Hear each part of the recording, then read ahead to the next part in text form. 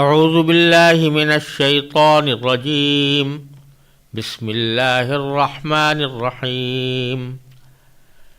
وَإِذِ ابْتَلَىٰ إِبْرَاهِيمَ رَبُّهُ بِكَلِمَاتٍ فَأَتَمَّهُنَّ قَالَ إِنِّي جَاعِلُكَ لِلنَّاسِ إِمَامًا قَالَ وَمِن ذُرِّيَّتِي قَالَ لَا يَنَالُ عَهْدِي الظَّالِمِينَ وَإِذْ جَعَلْنَا الْبَيْتَ مَثَابَةً لِلنَّاسِ وَأَمْنًا وَاتَّخِذُوا مِن مَّقَامِ إِبْرَاهِيمَ مُصَلًّى وَعَهِدْنَا إِلَىٰ إِبْرَاهِيمَ وَإِسْمَاعِيلَ أَن طَهِّرَا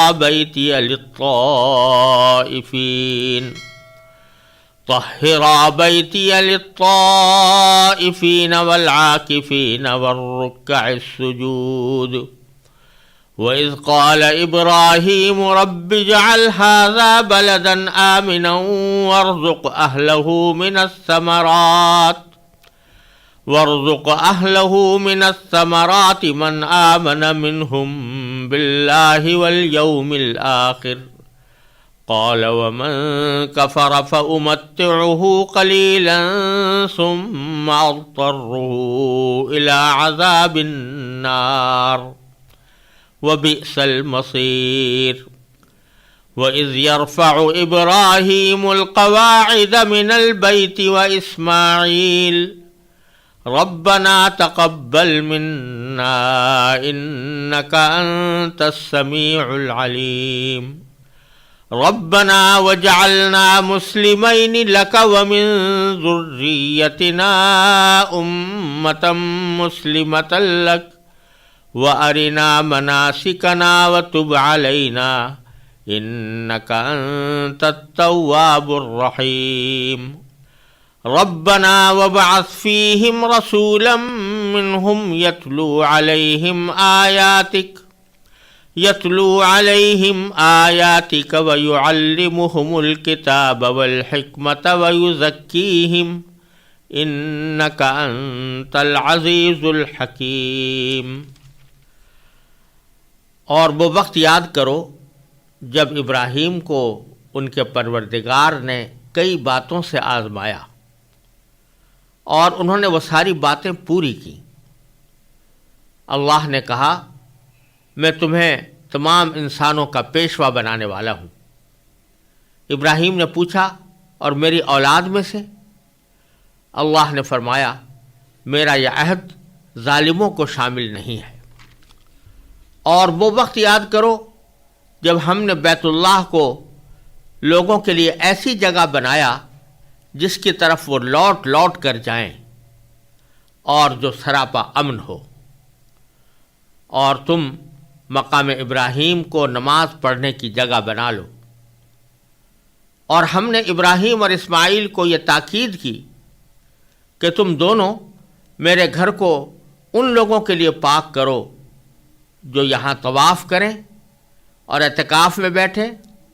اور رکوع اور سجدہ بجا لائیں۔ اور وہ وقت بھی یاد کرو جب ابراہیم نے کہا تھا کہ اے میرے پروردگار اس کو ایک پرامن شہر بنا دیجئے، اور اس کے باشندوں میں سے جو اللہ اور یوم آخرت پر ایمان لائیں انہیں قسم قسم کے پھلوں سے رزق عطا فرمائیے۔ اللہ نے کہا اور جو کفر اختیار کرے گا اس کو بھی میں کچھ عرصے کے لیے لطف اٹھانے کا موقع دوں گا، مگر پھر اسے دوزخ کے عذاب کی طرف کھینچ لے جاؤں گا، اور وہ بدترین ٹھکانہ ہے۔ اور اس وقت کا تصور کرو جب ابراہیم بیت اللہ کی بنیادیں اٹھا رہے تھے اور اسماعیل بھی ان کے ساتھ شریک تھے، اور یہ کہتے جاتے تھے کہ اے ہمارے پروردگار ہم سے یہ خدمت قبول فرما لے، بے شک تو اور صرف تو ہی ہر ایک کی سننے والا، ہر ایک کو جاننے والا ہے۔ اے ہمارے پروردگار ہم دونوں کو اپنا مکمل فرما بردار بنا لے، اور ہماری نسل سے بھی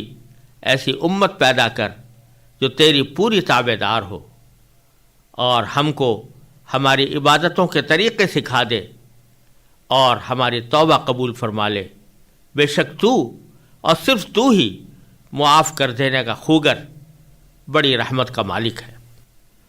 اور ہمارے پروردگار ان میں ایک ایسا رسول بھی بھیجنا جو انہی میں سے ہو، جو ان کے سامنے تیری آیتوں کی تلاوت کرے، انہیں کتاب اور حکمت کی تعلیم دے اور ان کو پاکیزہ بنائے۔ بے شک تیری اور صرف تیری ذات وہ ہے جس کا اقتدار بھی کامل ہے، جس کی حکمت بھی کامل ہے۔ ان آیات کریمہ میں اللہ تبارک و تعالی نے سب سے پہلے تو حضرت ابراہیم علیہ السلام کی قربانیوں کا ذکر فرمایا ہے کہ اللہ تبارک و تعالی نے ان کی کس کس طرح آزمائش کی اور کس طرح وہ آزمائشوں میں پورے اترے، اور اس کے بعد پھر ان کا ایک عظیم کارنامہ جو بیت اللہ شریف کی اثر نو تعمیر کی شکل میں سامنے آیا،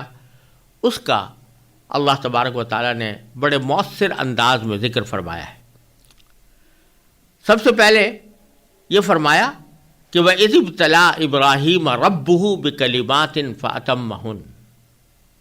یعنی وہ وقت یاد کرو جب ابراہیم علیہ السلام کی ان کے پروردگار نے آزمائش کی تھی کچھ باتوں کے ذریعے، اور پھر اس کا نتیجہ یہ بتایا کہ فَأَتَمَّهُنَّ، یعنی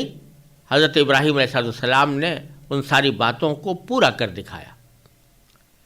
پہلی بات تو یہاں یہ سمجھنے کی ہے کہ اس آزمائش کا مقصد کیا تھا۔ ظاہر بات ہے کہ حضرت ابراہیم علیہ السلام کے پیدا کرنے والے اللہ تبارک و تعالی ہی تھے، اور امتحان کا عام طور پر مقصد یہ ہوا کرتا ہے کہ کسی شخص کے بارے میں اس کی قابلیت کا علم نہیں ہے تو اس کا علم حاصل کرنے کے لیے اس کا امتحان لیا جاتا ہے یا اس کو آزمائش میں مبتلا کیا جاتا ہے۔ ظاہر ہے کہ حضرت ابراہیم علیہ السلام کے بارے میں اللہ تبارک و تعالیٰ کو پورا علم تھا، اللہ تبارک و تعالیٰ نے ہی ان کو پیغمبری کے لیے منتخب فرمایا تھا، پھر ان کی آزمائش کا مطلب کیا؟ تو اس سوال کا جواب خود اللہ تبارک و تعالیٰ نے اسی جملے میں یہ دیا ہے کہ آزمائش کرنے والا کون تھا؟ ربہ، ان کا رب، ان کا پروردگار۔ اور یہاں اللہ تبارک و تعالیٰ نے اپنا براہ راست نام اللہ کا نام لینے کے بجائے رب کا لفظ استعمال فرمایا، اور اس سے اشارہ اس طرف فرمایا گیا کہ رب کہتے ہیں اس ذات کو جو کسی کی تربیت کرے، جو کسی کو پالے پوسے اور اس کی تربیت کرے۔ تو یہاں ربہ کا لفظ استعمال کر کے اللہ تبارک و تعالیٰ نے یہ واضح فرما دیا کہ ابراہیم علیہ السلام کو جو ان آزمائشوں سے گزارا گیا وہ در حقیقت ان کی تربیت کا ایک حصہ تھا۔ ان کو اللہ تبارک و تعالیٰ ایک اعلیٰ مقام تک پہنچانے کے لیے ان کی تربیت فرما رہے تھے، اور ان تربیتوں کا ایک حصہ وہ آزمائشیں تھیں جن میں ان کو ڈالا گیا۔ ان کی آزمائشیں ایک بہت طویل تاریخ رکھتی ہیں، اور یہاں ان سب کی پوری تفصیل بیان کرنا مشکل ہے، اور عام طور سے لوگ اس کو جانتے بھی ہیں، لیکن انتہائی اختصار کے ساتھ یہاں یہ سمجھنا چاہیے کہ حضرت ابراہیم علیہ السلام پیدا ہوئے تھے عراق میں، اور وہاں اس وقت نمرود کی حکومت تھی۔ حضرت ابراہیم علیہ السلام کے زمانے میں نمرود نے خدائی کا دعویٰ کر رکھا تھا، اور بہت سے لوگوں نے بت پرستی کا مذہب اختیار کیا ہوا تھا۔ اللہ تبارک و تعالیٰ نے ان کو تنہا اس بت پرستی کے خلاف اور شرک کے خلاف توحید کا پیغام دینے کے لیے مبعوث فرمایا۔ ان کی مشکلات کا اندازہ اس بات سے کیا جا سکتا ہے کہ خود ان کا باپ آزر بہت بڑا بت تراش تھا اور بت بنایا کرتا تھا، اور بتوں کی پرستی کی دعوت بھی دیا کرتا تھا۔ جب انسان کا باپ ہی اس کا مخالف ہو گھر کے اندر، اور مخالف ہی نہیں بڑا دشمن، جس کی کچھ تفصیل اللہ تبارک و تعالیٰ نے قرآن کریم میں مختلف جگہوں پر بیان فرمائی ہے، تو اس شخص کی مشکلات کا اندازہ کیا جا سکتا ہے۔ پھر اللہ تبارک و تعالیٰ نے حضرت ابراہیم علیہ السلام کو اس آزمائش سے بھی دوچار کیا کہ نمرود نے ان کو ان کی توحید کے پیغام کے جواب میں آگ میں ڈالنے کا حکم دیا، ان کو آگ میں باقاعدہ ڈالا گیا، لیکن اللہ تبارک و تعالیٰ نے اس آگ کو حضرت ابراہیم علیہ السلام کے لیے ٹھنڈا کر دیا، سلامتی کا ذریعہ بنا دیا، اور حضرت ابراہیم علیہ السلام اس سے عافیت کے ساتھ باہر آ گئے۔ لیکن اپنی طرف سے انہوں نے اپنے آپ کو آگ میں ڈالنے کی آزمائش سے اپنے آپ کو ہچکچانے سے بھی باز رکھا اور بلا تأمل آگ میں کود گئے۔ اس کے بعد اللہ تبارک و تعالیٰ نے ان کو وطن چھوڑ کر ملک شام کی طرف ہجرت کرنے کا حکم دیا، وہاں چلے گئے۔ ابھی کچھ عرصے وہاں ٹھہرے تھے کہ حکم ہوا کہ اپنی بیوی حضرت حاجرہ اور ان کے بیٹے حضرت اسماعیل علیہ السلام کو لے کر شام سے مکے کی بے آب و گیاہ وادی میں، جہاں کوئی آبادی ہی نہیں تھی، جہاں کوئی پانی بھی نہیں تھا، کوئی سبزہ بھی نہیں تھا، وہاں لے جایا گیا، اور وہاں جا کر اللہ تعالیٰ کا حکم ہوا کہ ان کو اس بے آب و گیاہ صحرا میں تنہا چھوڑ دو اور خود واپس چلے آؤ۔ چنانچہ حضرت ابراہیم علیہ السلام اسی حالت میں اس بے آب و گیاہ صحرا میں اپنی بیوی اور بچے کو چھوڑ کر چلے آئے۔ اللہ تبارک و تعالیٰ نے ان کی پرورش کا اور ان کے رزق کا انتظام فرمایا، زمزم کا کنواں جاری ہوا۔ پھر اس کے بعد جب حضرت حاجرہ کے گود میں بچہ پرورش پاتا رہا اور چلنے پھرنے کے قابل ہو گیا تو حکم ہوا کہ اس کو ذبح کر دو۔ حضرت ابراہیم علیہ السلام اس کے لیے بھی تیار ہو گئے، جس کی تفصیل انشاءاللہ سورہ صافات میں آئے گی۔ تو یہ ساری آزمائشیں تھیں اور سارے امتحانات تھے جو تربیت کے لیے حضرت ابراہیم علیہ السلام کے لیے اللہ تعالیٰ نے مقرر فرمائے تھے، اور انہی سب کا ذکر اجمالی طور پر اللہ تعالیٰ نے یہاں پر فرمایا کہ وَإِذِ ابْتَلَىٰ إِبْرَاهِيمَ رَبُّهُ بِكَلِمَاتٍ، جبکہ ابراہیم کی اللہ نے، ان کے پروردگار نے آزمائش کی تھی کچھ باتوں سے۔ اس باتوں میں یہ ساری باتیں آ گئیں جن کا کچھ خلاصہ میں نے عرض کیا۔ پھر اس کا انجام مختصر لفظوں میں یہ بیان فرمایا فَأَتَمَّهُنَّ، یعنی ابراہیم علیہ السلام نے ان ساری باتوں کو پورا کر کے دکھایا، یعنی جو جو کام ان کے سپرد کیا گیا تھا وہ انہوں نے پورا کیا، جو قربانی ان سے مانگی گئی تھی وہ پورے طور پر انہوں نے دی، جس آزمائش میں ان کو ڈالا گیا تھا اس آزمائش پر پورے اترے۔ یہ ایک لفظ میں اللہ تبارک و تعالیٰ نے ان کے عظیم مقام کا اظہار فرما دیا کہ ہم نے ان کو طرح طرح سے آزمائشوں میں مبتلا کیا، لیکن ان سب میں وہ پورے اترے، انہوں نے ان سب کو پورا کر دیا۔ جب یہ پورا کر دیا تو اس کے بعد اللہ تبارک و تعالیٰ نے ان کو انعام کے طور پر یہ فرمایا کہ قال انی جاعلک للناس اماما، یعنی یہ فرمایا کہ میں تمہیں تمام انسانوں کا پیشوا بنانے والا ہوں، تمام انسانوں کا امام بنانے والا ہوں۔ امام کے معنی عربی زبان میں پیشوا کے آتے ہیں، یعنی وہ شخص کہ جو سب کا سردار ہو اور سب لوگوں کو اس بات کا حکم دیا گیا ہو کہ اس کے احکام کی تعمیل کریں، اس کو امام کہتے ہیں۔ چنانچہ امام کا ایک محدود مفہوم تو یہ ہے، جیسا کہ مسجدوں میں ہوتا ہے کہ جب نماز جماعت ادا کی جاتی ہے تو جو شخص نماز پڑھاتا ہے وہ امام کہلاتا ہے، اس لیے کہ سارے مقتدی اسی کی اقتداء میں نماز ادا کرتے ہیں، اور جو کچھ بھی امام کر رہا ہوتا ہے مقتدی بھی وہی کام انجام دیتے ہیں۔ وہ کھڑا ہوتا ہے تو مقتدی بھی کھڑے ہوتے ہیں، وہ رکوع میں جاتا ہے تو مقتدی بھی رکوع میں جاتے ہیں، وہ سجدے میں جاتا ہے تو مقتدی بھی سجدے میں جاتے ہیں، اس لیے اس کو امام کہا جاتا ہے۔ اور امام کا لفظ شریعت میں اور فقہ میں کسی اسلامی ریاست کے امیر کے لیے بھی بولا جاتا ہے کہ وہ سربراہ ہے کسی ملک کا یا کسی اسلامی ریاست کا تو اس کو بھی امام کہا جاتا ہے. اور تیسرا معنی اس کا یہ ہے کہ جو دوسروں کی رہنمائی کرے اور دوسروں کو دین کی باتیں سکھائے اور دین کی باتوں کی تعلیم دے، اس کو امام کہتے ہیں. جیسے کہ ہم بہت سے اپنے بزرگوں کا جب نام لیتے ہیں تو ان کے ساتھ امام کا لفظ لگاتے ہیں، جیسے حضرت امام ابو حنیفہ رحمۃ اللہ علیہ، یا حضرت امام شافعی رحمۃ اللہ علیہ، حضرت امام مالک یا حضرت امام بن حنبل رحمۃ اللہ علیہ مجمعین. ان کے ساتھ جو ہم امام کا لفظ لگا رہے ہیں تو اس وجہ سے نہیں کہ وہ نماز کے امام ہیں، یا اس وجہ سے نہیں کہ وہ کسی حکومت کے سربراہ تھے، بلکہ اس بنا پر کہ انہوں نے جو تعلیمات ہمارے لیے چھوڑی ہیں وہ ہمارے لیے مشعل راہ ہیں، اور ہم ان کی روحانی ان کے شاگرد ہیں، اس واسطے ان کو امام کہا جاتا ہے. تو حضرت ابراہیم علیہ السلام کے لیے جو اللہ تبارک و تعالیٰ نے فرمایا کہ میں تمہیں تمام انسانوں کا پیشوا بنانے والا ہوں، یعنی تمام انسان تمہیں اپنا سردار، اپنا رہنما، اپنا قائد تسلیم کریں گے. چنانچہ ایسا ہی ہوا کہ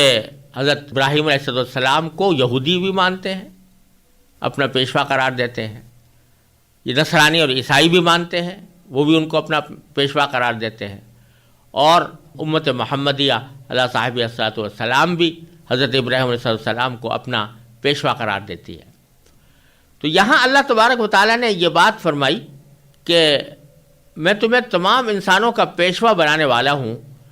اس سے جو کافر گروہ تھے جن کا ذکر پچھلی آیتوں کے اندر آیا ہے، یعنی یہودی، نصرانی اور مشرکین مکہ یا مشرکین عرب، ان سب کو یاد دلایا جا رہا ہے کہ دیکھو حضرت ابراہیم علیہ السلام کو ہم نے یہ منصب عطا کیا تھا کہ وہ روحانی طور پر اور ایمان کے لحاظ سے سب کے پیشوا ہوں گے. چنانچہ تم سب لوگ بھی ان کو مانتے ہو، لہذا اب تمہارے باہمی اختلافات کو طے کرنے کا بہترین طریقہ یہ ہے کہ یہ دیکھو کہ حضرت ابراہیم علیہ السلام جن کو اللہ تعالیٰ نے اتنی آزمائشوں کے بعد تمہارے لیے امام اور پیشوا بنایا، ان کا مسلک کیا تھا، ان کا دین کیسا تھا، وہ کس بات کی دعوت دیتے تھے، اس کی طرف رجوع کرو تو اس سے تمہارے باہمی اختلافات خود ختم ہو جائیں گے اگر ان کی صحیح مذہب اور ان کے صحیح دین اور ان کے صحیح تعلیمات کو تم سمجھ لو. تو اس لیے حضرت اللہ تبارک و تعالیٰ نے یہاں پر حضرت ابراہیم علیہ السلام کی پیشوائی کا اور پوری انسانیت کے لیے پیشوائی کا ذکر فرمایا. ساتھ ہی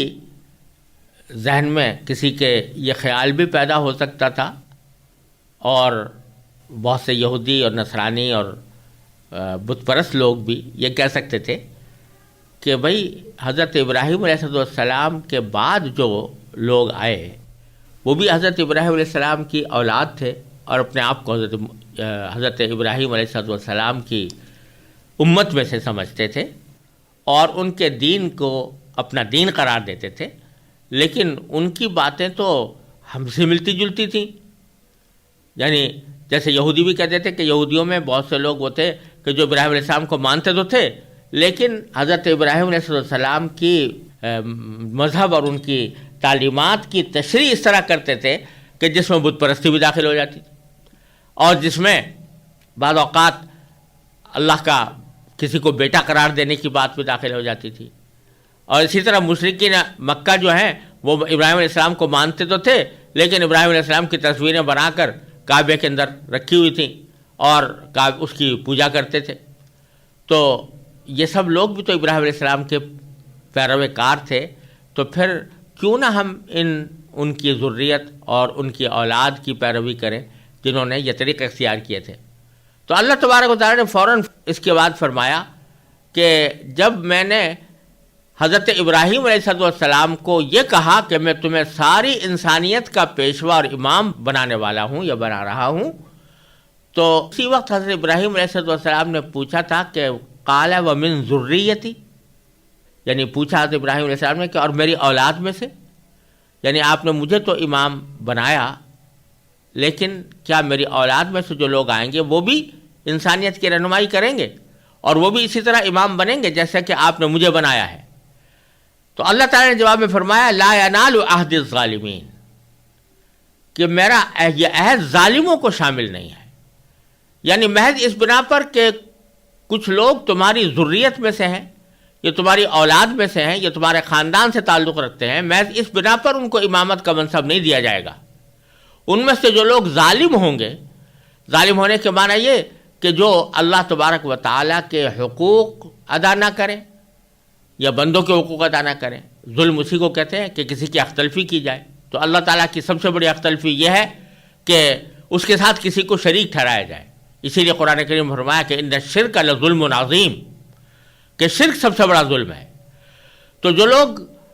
مشرک ہو جائیں گے یا کسی اور طرح ظالم ہوں گے، ان کو یہ امامت کا منصب نہیں دیا جا سکتا، اور اس امامت کے منصب کے وہ اہل بھی نہیں ہوں گے. لہٰذا اگر پیروی کرنی ہے تو براہ راست ابراہیم علیہ السلام کی پیروی کرنی ہوگی. ان کی اولاد میں جو لوگ گمراہ ہو گئے، ان کی اولاد میں جن لوگوں نے ابراہیم علیہ السلام کا اصل مذہب چھوڑ دیا، تو ان لوگوں کی پیروی نہیں کرنی، کیونکہ ہم نے پہلے ہی کہہ دیا تھا کہ یہ میرا عہد ظالموں کو شامل نہیں ہے. یہ تو اس آیت کا سیاق و سباق کے پس منظر میں اس کا مطلب ہے. لیکن قرآن کریم کی ایک معجزانہ خصوصیت یہ ہے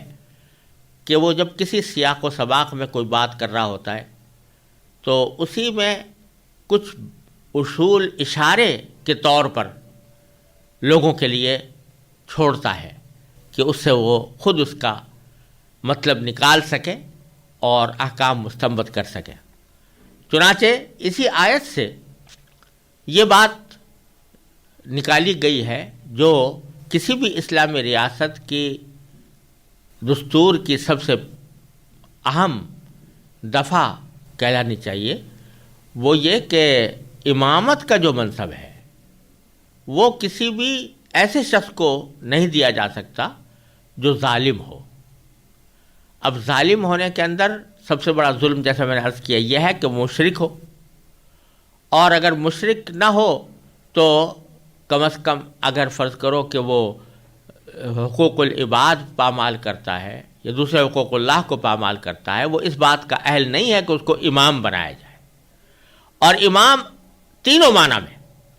یعنی نہ وہ اس لائق ہے کہ اس کو نماز میں امام بنایا جائے، نہ وہ اس لائق ہے کہ اس کو کسی ریاست کا سربراہ بنایا جائے، نہ وہ اس لائق ہے کہ وہ روحانی پیشوا کہلائے یا لوگوں کی دینی رہنمائی کرے. تو اس نے یہ بات بتا دی کہ جب کوئی شخص یا تو مشرک ہو یا بدعمل ہو، یعنی اللہ تبارک و تعالیٰ اور اللہ کے رسول صلی اللہ علیہ وسلم کے احکام پر عمل نہ کرتا ہو، تو ایسے شخص کو اپنے اختیار سے نہ امام بنانا چاہیے نماز میں، نہ اس کو اپنے اختیار سے کسی مملکت کا سربراہ بنانا چاہیے، اور نہ اس کو اپنا دینی پیشوا اور روحانی پیشوا سمجھنا چاہیے، چاہے وہ کتنے ہی بڑے مقدس انسان کی اولاد ہو. اس واسطے کہ باپ کا معاملہ اس کے ساتھ ہے اور اولاد کا معاملہ اس کے ساتھ ہے. اگر ایک باپ بہت مقدس ہے لیکن اولاد اس کی ناخلف ہے، تو اس ناخلف اولاد کو وہ مقام نہیں دیا جا سکتا جو اللہ تعالیٰ نے باپ کو عطا فرمایا تھا. یہ ایک اہم نقطہ اس آیت کریمہ نے واضح کر دیا ہے، اور اس سے یہ بات بھی واضح ہو گئی کہ اہمیت اسلام میں کسی شخص کے نسب کی نہیں ہے کہ فلاں نسب سے تعلق رکھتا ہے، فلاں کا بیٹا ہے، بلکہ اصل اہمیت اس کے اپنے عقیدے اور اس کے اپنے عمل اور اس کے کردار کی ہے. وہ اگر اچھا ہے تو بے شک اس کو کوئی مناسب منصب دیا جا سکتا ہے، لیکن اگر وہ اس معاملے میں کوتاہ ہے تو پھر اس کو ان میں سے کوئی منصب دینے کا کوئی جواز نہیں ہے.